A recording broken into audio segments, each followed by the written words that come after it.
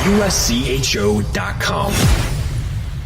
This is the USCHO Spotlight, a weekly podcast from U.S. College Hockey Online at USCHO.com, featuring conversations with college hockey coaches and players and journalists who cover the sport. Welcome to the USCHO Spotlight podcast. I'm Ed Trefzger alongside Jim Connelly. And Jim, tonight we're joined by one of the more prominent faces and one of the biggest advocates for the college hockey game, John Buccigross. And we'll bring him in now. And John, I think that the game has probably appreciated a lot of what you've done to publicize it, but also loves the fact that you just love college hockey, a prominent face at ESPN, the face and voice of the Frozen Four. Welcome to the podcast, first off, but thanks for everything you do for college hockey. I think everybody enjoys the contributions you make. Well, it's my pleasure, and certainly as I love hockey, period, at any level and really any gender and any form. And certainly once I started to get into the play-by-play of the regionals at first, and then eventually the Frozen Four, I just felt like I owed it to the sport to be all in and really committed and really informed, and to give it the respect it deserves. And hockey players and hockey fans have always been the underdogs and have always been underserved from a media standpoint in the U.S. And so I just wanted to do what I could to really show it the respect and the all-in attitude that it deserves. I think people very much appreciate that. So we will jump right into it. We're 2.5 weeks in, I'd say, because the first week I always think feels like a somewhat fake week because most teams play exhibition games, but some teams do go right into their schedule. What are your thoughts so far? I mean, we've now had 3 number 1 teams in the first 4 weeks, and I think it's very hard to establish maybe which team is the top team in college hockey right now, but give me your thoughts through the first 2.5, 3 weeks. Yeah, I mean, it's really hard to do any kind of poll or rankings. When the Ivies still haven't gotten going, in a full force, and it's just, you need some common opponents. You really do need probably a good month, 3 to 4 weeks to get some common opponents and see what people do against certain teams and to really get a good grasp. But certainly, when you look at a team like Ohio State and for 3 straight years, we've had a team that lost in the Frozen Four and then went on to win the championship. And certainly they would fall in that category this year. We're one of those 4 teams last year who didn't quite get it done, be back this year and then win it all like, North Dakota did and Denver did and Minnesota Duluth did last year. It's kind of a progression, especially if you have a younger team.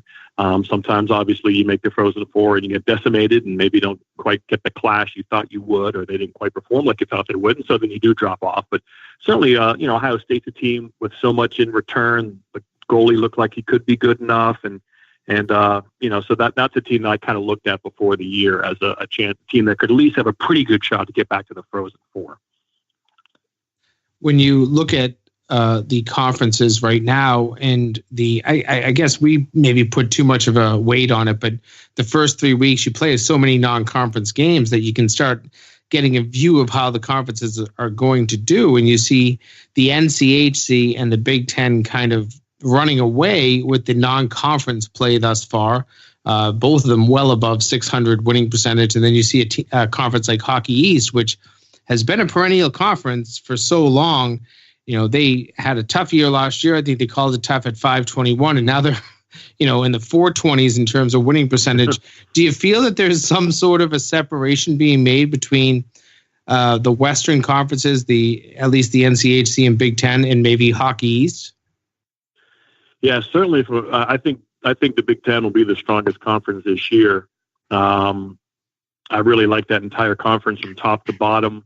Certainly adding Notre Dame was great. Penn State and what Guy Godowski has done looks like he's really building a consistent program that should really stay where it is for a while, and then eventually maybe make a step up as maybe they go on to start getting some first-round draft picks and maybe people like that. He can augment his depth across the board. And like I said, Michigan last year, again, one of those Frozen Four teams who lost or could return. They have a lot of skill. Quinn Hughes, I think certainly in the end, could be a top 3 Hobie Baker guy. So I just really, Wisconsin's coming. They got some big time talent coming the next few years. So I really do think the Big Ten is really, really strong. And yeah, so for Hockey East, it's going to be, obviously BU and BC. It kind of starts there, and if they're strong, they kind of bring the whole league with them.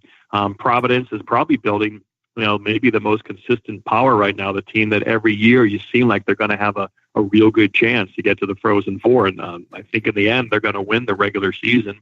I do think they're the best team. So it's really going to be interesting to see how BC and BU do. Obviously BC's out of conference schedule is embarrassing. And BU, it's a tough schedule. They didn't, certainly maybe not last weekend, but, it's tough. Minnesota State's a very good team. And to go out there, it's good on them for scheduling that. So, maybe those kids still take those teams for granted. Don't realize how good they are because the college hockey has never been more deep, as you know. John, you just mentioned Boston University, and I know you've followed them pretty closely, since, probably all the years you've been around, but obviously since they got to the national title game a few years back. And that's been a team that's been loaded with good players. And obviously David Quinn did yeoman's work to get those teams to perform well. It's a difficult task sometimes when you have that many, blue chip, grade A recruits. Albie's there now, Albie O'Connell. What do you make of that program, and how difficult do you think it is for a program with so many high-end talent players to perform up to the expectations? It's tough. It's tough to build a cohesive team because A, they're so young, 18, 19, and not 20, 21. And B, their heads really, you got to think a percentage of their brain is always looking at the next level. Am I going to stay next year? Am I going to commit? Am I going to turn pro after my freshman year? Whereas so many of these other schools, these kids are 100% all in. They don't even have that option. It's not even a reality. So they can really buy in at the moment. They can begin to form a culture. They can really lead. It's hard to lead if you're thinking about the next level. It's hard to even maybe be honest with everybody if you're thinking about the next level. So you feel like I really can't lead. Or really begin this because I don't know if I'm going to be here. That's not fair to them. And so, I think it becomes a weird stew of thinking. It's really difficult to build a cohesive team, an older team. And that's the trick that whether it be North Dakota or BU, how do you mix and what's the formula to always have some older guys, 23, 24-year-olds, seniors on your top six or even your bottom six. And how do you do that? How do you balance it? And how do you figure out recruiting and commitments and who do I say yes to? And I can't have too many young guys. So yes, I think it's becoming an issue for those teams, and they got to figure out a way to balance it because there's so many are leaving. This is the USCHO Spotlight, a weekly podcast from US College Hockey Online.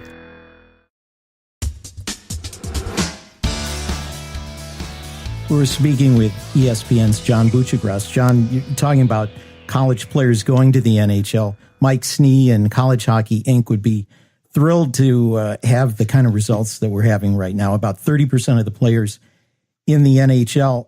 And back a few years ago, I was a lot more of a college hockey fan than an NHL fan. I've become more of an NHL fan because the game has become more like college. Is it the college players feeding into it? Is it the NHL looking for the speedier players? Or is that kind of a circular thing that's building on each other? I just think that, it's just an evolution of the whole attitude of skill development. It really began, I would say, like in the mid-'90s to late 90s is when players really started to commit to this 12-month training regimen, getting in the gym, getting strong, deadlifting, squatting, bench pressing, getting really big and strong and explosive. They didn't do that in the 70s. There's these pictures of Bobby Orr that I tweeted out in a book of his way back in the 70s where he's doing like 2 sets of 4 squats with the weights he used to get at Sears and Roebuck. He's wearing jorts. I did a nice little 10-minute workout in. But once the 90s started to come and these guys started to get paid really well, and money-wise, they were really well off. They could go live in Manhattan Beach for the summer because they could afford it. So as the salaries went up, they began to train 12 months out of the year, and they became jacked and strong and everything. The league became very fast. But then we had a lot of fast guys, but skill was maybe not quite there. So then what we started seeing these last 10 years You could send your kid to a shooting camp in the summer, or you could send your kid just to a stick handling camp. And so developing skill became really important in the summer, but also, and what they realized in college, you can do that more because you practice more than you play. So you can develop that skill all week long. You can work out, you can shoot. They have, obviously, you've seen those great shooting rooms they have all around college hockey. The guys can shoot all day long. And so then now suddenly we have this insane skill that we see these guys doing the moves around the net, the lacrosse moves, the old Mike leg move. You're going to see more and more guys score that way in the next few years. Everyone is that good. And that comes from that skill. So I think college was the first to give the kids time to develop skill. And now it's going backwards, and they do it when they're 12, 13, 14, 15. And college was always, we always hear about youth sports. Their kids are better off practicing 5 days a week and playing 2 games, not practicing 2 and playing 5. It's always, obviously practice is how you get better. And college always did that because that's just how the schedule was set up. And that's why you had so many college players. That's why it increased more and more. And then when you added the training, 12-month training, and then the earlier training, and then college, when they get to college even more skilled than they used to, then now you have a sport that is just perfect to feed the NHL. With so many good players and with, as you mentioned earlier, the talent really never having been deeper, is college hockey way overdue for expansion? No doubt. And the NHL. To have an international sport like it is, and the way we're producing skill, not only in our country, but in Sweden and in Finland, and of course, Canada and Russia, I think there could be 50 NHL teams. Literally, you can't tell me there's throwing 200 to 300 players in this world who could play in the NHL. They certainly could. And for college, the same thing. I think that one of the more interesting things about the potential growth for hockey is how much more the erosion of football participation will take place in the next 10 to 40 years. It's only going to increase in my mind. They can try to make the game safer as they can. And maybe they will reach a point where moms and dads are okay with their 9-year-old, playing football. But I find that hard to believe unless they go full flag football for kids until they're 15 years old, until they get to high school. So I think this is hockey's opportunity to attract to a lot of parents and kids. It's a fun, fast game. It's physical, but it's certainly safer than football when it comes to head injuries. They have their own issue, but that's something that they're working on and they're managing, especially at the youth level, pushing back, checking to bantams and things like that. So I do think there's a great chance for growth. Obviously, the big challenge for college hockey is money. And then when you have a model or a template like Penn State, where we're looking for someone to write us a $110 million check so we can build the barn and finance the scholarships in perpetuity for the men and the women and Title IX. And so obviously that's the thing. When Pegula did that was obviously, I think, great for college hockey because it created the Big Ten and forced other people to redo their barns. And then obviously we had more games on television because the Big Ten network, and that forced other networks to step up and show regular season college hockey like ESPN, which didn't do that 10 years ago. So I think, there's certainly the opportunity there. It's just that big check that's needed at each school. And that's why it could take longer than we'd all like it to.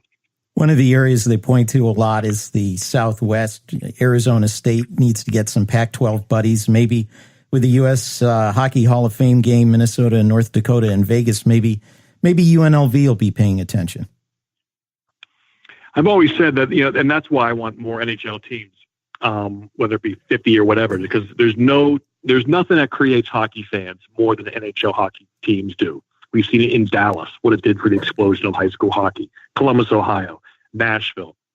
It just, more kids play, more adults play, everything grows. That's how you grow the game. And that's why I'm really, because you put a hockey city, you put a team in Seattle, and Seattle doesn't have a lot of great infrastructure when it comes to rinks and youth hockey and stuff, but that they should once they get a team. And yeah, you're right. The Pac-12 has a network. There's a lot of money out there. The NHL certainly has been talking with some of these college presidents, USC, UCLA, Stanford, Washington, Oregon. It's a nice and maybe that Seattle team can cause that. And Washington, it's just it'd be a nice area to kind of pluck in 8 to 10 college hockey teams.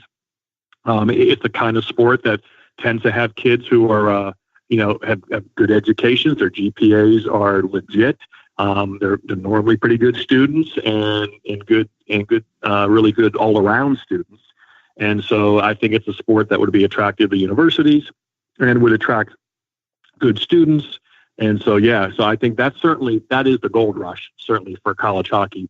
That's the area has the best chance for fast and expansive growth in terms of number of schools.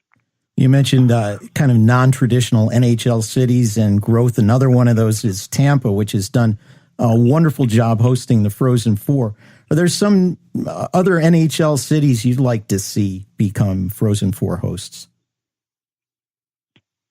Yeah, really. I mean, absolutely. I think we should go to Tampa every 4 years. Everyone is so happy to be there with the weather. They can plan a trip well in advance. And certainly if their team doesn't end up there, they can still go there and enjoy the weekend. It's just a real nice way to kind of celebrate the game. Tampa does a real good job hosting championship events, whether it's a college football championship game or certainly the Super Bowl. And I was hoping this next time around, when they announce these, and certainly I'm looking forward to going to Buffalo, Boston, Detroit, and Pittsburgh. Those are 4 great hockey cities, and I'm really looking forward to it. But I thought maybe you'd throw a Nashville in there, a Columbus in there, even a Vegas. I think for sure next time Vegas will be there. You mentioned UNLV; they're a very successful club program. They have a desire to get a Division I team. Certainly, again, the Golden Knights will help do that because NHL teams creates hockey interest and hockey fans, and I think that will happen there at some point. So, yeah, I'm hoping now the next time we get closer and we announce the next 4. Then it would be cool to see like a foursome of maybe Tampa Bay again, and then Columbus, Nashville, and Las Vegas. That'd be a cool, I think, next 4. We're talking with John Buccigross from ESPN. And John, I know you and I have joked on social media and stuff like that about ESPN needing to expand hockey coverage, but in reality, they have done that. Their ESPN Plus network has some more programming from the hockey world on it. Tell us a little bit more about what they're doing there and how you're involved. Yeah, so obviously it's our new streaming service. Basically, Netflix for sports. It's $4.99 a month. Nowhere will you find more college hockey than on ESPN Plus. We show club hockey games and a lot of men's and women's action. I just cannot think there's another network that shows more college hockey than we do on ESPN Plus. We have a nightly In the Crease show as well, NHL highlights, which I do a couple times a week, which is it's basically NHL Tonight on your phone. And I would love Sunday to and actually on that show, I do incorporate a thing when I host it called Dean's List, where I give a kind of a shout out. It's almost like an extra star. We have 3 stars every night on the broadcast, but it's almost like a star of a guy who played college hockey. And I picked Justin Folk, the last show I did. And it was cool. We went back and showed some video from their national championship run there in the tournament. So you see some, when he bleached his hair for Minnesota Duluth and show him make a play. And then kind of, so it just, again, a way to educate some of our NHL fans who are completely ignorant about college hockey and don't know where the players played, like we know in the NBA and NFL. Probably 80% of the guys, we know where they went to school. So it's my way just to kind of, again, get some college hockey in the show. And I push the people here who I work on the show with, get some video, get some pictures, show these guys in a North Dakota uniform or Jonathan Toews scoring a goal. And so having that little Dean's List thing, have a little college hockey on there, taste on In the Crease, I think certainly can, only help the game a little bit too. So yeah, so ESPN Plus, I think it's the future. I think it's the way people are going to go. It's going to be an a la carte system of your entertainment dollars. And like I said, ESPN Plus, and I pay for it too. Pay $4.99 a month. I think we can get it for free, but I figure that's $60 a year. I can contribute my some cash to the company as well. So it's really great to have, and I think people really like it. I think they have free trials and stuff, so it's certainly worth a look. I know personally that I miss NHL Tonight so much that when that show, I'm sorry, not podcast, but show came out, it was an easy sell for me. John Buccigross, we always touch base with you throughout the season, hopefully a little later. And obviously at the Frozen Four, we will see you. But thanks for everything you do for college hockey. It's such a pleasure to have you. And enjoy the rest of the NHL season, but especially the college hockey season as we go along here. I think it's always fun for you. And thanks to you guys for all, really the grassroots day-to-day work that you provide, the content you provide. I certainly couldn't follow the sport like I could without you guys as well. So stick taps to you, dude. That's ESPN's John Buccigross here on USCHO Spotlight. And what a great guy he is, and what a good guy he is for college hockey. This game needs that national face, that national voice, and he has somehow adopted that, and that's a good thing for the sport. It's a good thing for college hockey. I wish ESPN would do more. I think he does as well, but what he does goes so far in terms of promoting and really getting some national recognition behind college hockey. Well, for Jim Connelly, I'm Ed Trefzger. This has been USCHO Spotlight. Catch our Game of the Week podcast on Thursday and also USCHO Weekend Review on Sunday nights. This has been the USCHO Spotlight, a production of US College Hockey Online. Visit uscho.com/podcasts to listen or subscribe.